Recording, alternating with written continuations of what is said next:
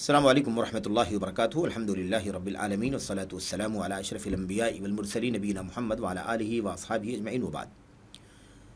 ज़कात सीरीज़ के तहत ज़कात के फ़वाइद और उसकी मसलहतों से मुताल्लिक़ जो बातें आपके सामने अर्ज़ करनी है,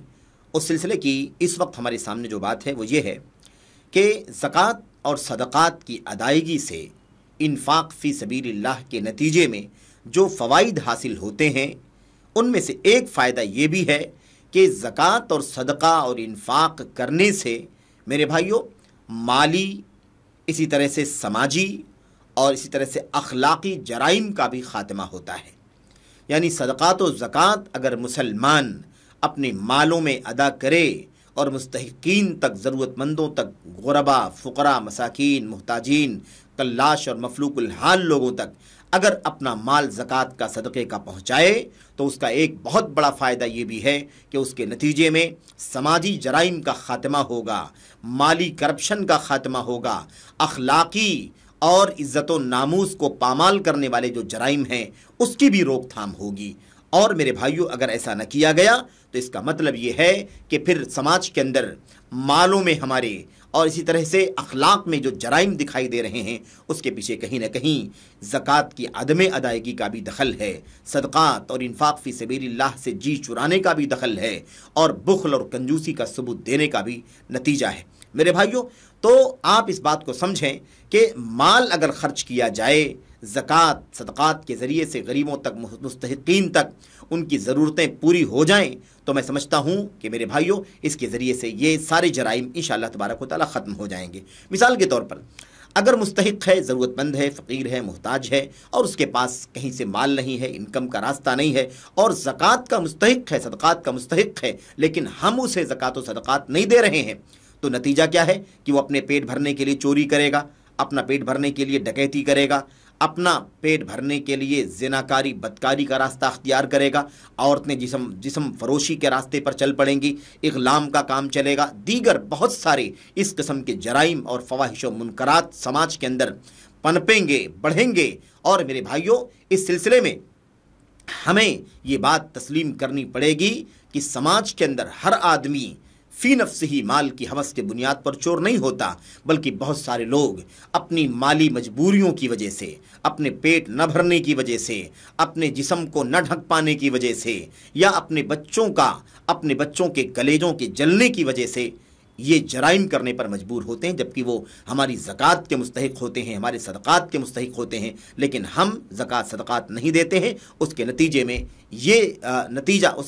ये चीज़ दिखाई देती है कि समाज के अंदर चोरी, डकैती, इग़लामबाजी, ज़िनाकारी, बदकारी, फ़वाहिश, मुनकरात, मुख्तलिफ़ अंदाज के जराइम मेरे भाइयों जन्म लेते हैं। तो ये भी एक बहुत बड़ा फ़ायदा है कि ज़कात की अदायगी से समाजी, माली, अखलाक़ी जराइम का इंशाअल्लाह तबारक व तआला ख़ात्मा होगा। इस हवाले से एक हदीस हमारे सामने बहुत ही वाज़ेह तौर पर है जो इस बात पर दलालत करती है, और वो रिवायत हज़रत अबू हुरैरा रज़ियल्लाहु तआला अन्हु से मरवी है और मशहूर रिवायत है नबी करीम सल्लल्लाहु अलैहि वसल्लम की। ये हदीस है कि मैं उसका तर्जमा आपके सामने, उसका खुलासा आपके सामने पेश कर दूं ताकि ये बात समझ में आ जाए। और ये रिवायत सही बुखारी और दीगर किताबों के अंदर मौजूद है, सही बुखारी में, मुस्लिम में और दीगर किताबों के अंदर। उसमें यह है कि रसूल करीम सल्लल्लाहु अलैहि वसल्लम ने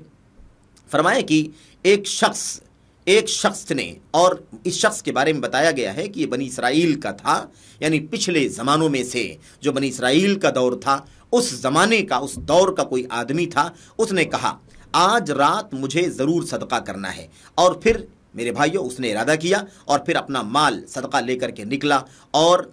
ढूंढा, तलाश किया किसके हाथ में दे दे, किसको ये सदका दे दे। नतीजा ये हुआ कि अनजाने में, लाइल्मी के नतीजे में वो सदका उसका जो था वो एक चोर के हाथ में पड़ गया और चोर ने उस माल को ले लिया। सुबह हुई तो लोगों में चर्चा होने लगा कि आज रात में किसी आदमी ने, किसी शख्स ने सदका दिया है और इत्तेफाक से वो सदका किसी चोर को दे दिया है। जब वो शख्स को पता चला कि मेरा वो सदका किसी चोर के हाथ में चला गया है तो उसने अल्लाह तबारक व तआला की हम्द व सना की, अल्लाह की तारीफ़ की और कहा कि आज रात को फिर मैं सदका करूँगा। अब फिर दोबारा सदका लेकर के रात की तन्हाई में निकला और नतीजा ये हुआ कि खातून उसे मिली और उसके सामने हाथ फैलाया और उसने अपना सदका उस जानिया और फाहिशा खातून के हाथ में वो सदका दे दिया। صبح ہوئی پھر چرچا ہوا، لوگوں نے بتایا کہ آج رات کسی بھائی نے صدقہ دیا ہے، لیکن افسوس یہ ہے کہ وہ صدقہ کسی زانیہ، کسی فاحشہ طوائف کے ہاتھ میں پڑ گیا ہے اور اس عورت نے وہ مال لے لیا ہے۔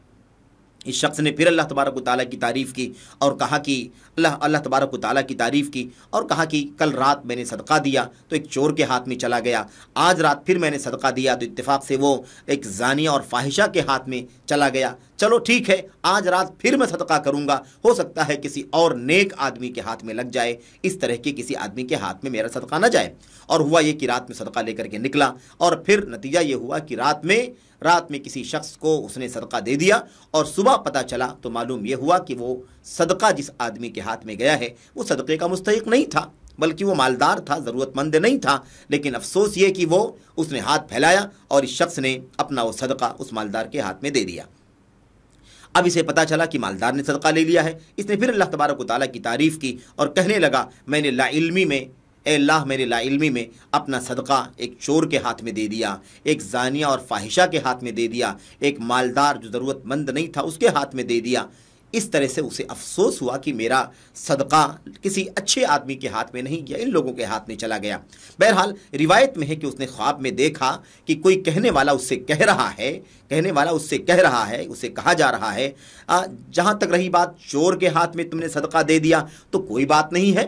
چور کے ہاتھ میں تم نے صدقہ دے دیا تو فکر کرنے کی بات نہیں ہے، ہو سکتا ہے شاید وہ شخص چوری کرنے سے باز آ جائے، ضرورت مند تھا اس لیے چوری کر رہا تھا، تم نے اس کی ضرورت صدقے کے ذریعے سے پوری کر دی، ہو سکتا ہے کہ وہ چوری کرنے سے باز آ جائے۔ فاحشہ کے ہاتھ میں تم نے صدقہ دے دیا ہے، کوئی افسوس کی بات نہیں ہے، وہ ہو سکتا ہے فحاشی، بے حیائی اور مثال کے طور پر جسم فروشی اس لیے کرتی رہی ہو کیونکہ وہ ضرورت مند تھی اور اس کی ضرورت کہیں سے پوری نہیں ہو رہی تھی، تمہارا صدقہ اسے مل گیا، اب ہو سکتا ہے وہ زناکاری بدکاری سے باز آ جائے۔ ایسے تم نے مالدار کے ہاتھ میں صدقہ دے دیا تو پریشان ہونے کی ضرورت نہیں ہے، ہو سکتا ہے کہ اسے صبح میں احساس ہو یا بعد میں احساس ہو کہ وہ ضرورت مند نہیں تھا پھر بھی اس نے صدقہ لے لیا، اس نے غلط کیا، اب یہ چیز اس کے دل میں پیدا ہو کہ میں نے بہت غلط کیا ہے، میں تو دینے کے قابل ہوں، میں نے لے کیوں لیا، اور ہو سکتا ہے یہ احساس اسے اس بات پر مجبور کرے کہ وہ اب آئندہ صدقہ دینے والا بن جائے، مال خرچ کرنے والا بن جائے،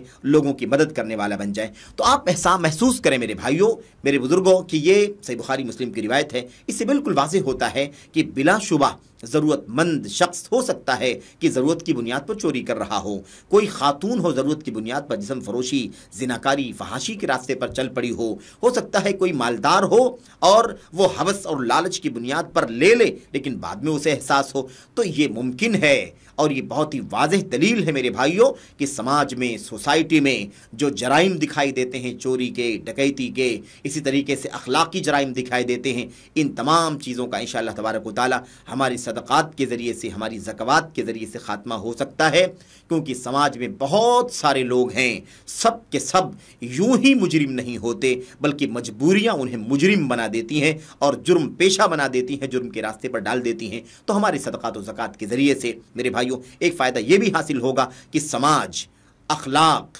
اور مال مختلف انداز کی جرائم اور کرپشن سے انشاءاللہ تبارک و تعالیٰ پاک ہو جائے گا۔ اللہ سے دعا کرتے ہیں کہ اللہ تبارک و تعالیٰ ہمیں اور آپ کو زکوٰۃ کی ادائیگی کما حقہ کرنے کی توفیق عطا فرمائے، اور اس کے علاوہ جا بجا گاہے بگاہے صدقات کے ذریعے سے بھی ضرورت مندوں کی مدد کرنے کی توفیق عطا فرمائے۔ آمین یا رب العالمین، وصلی اللہ وسلم وبارک علی نبینا محمد وعلی آلہ وصحبہ اجمعین، والسلام علیکم ورحمۃ اللہ وبرکاتہ۔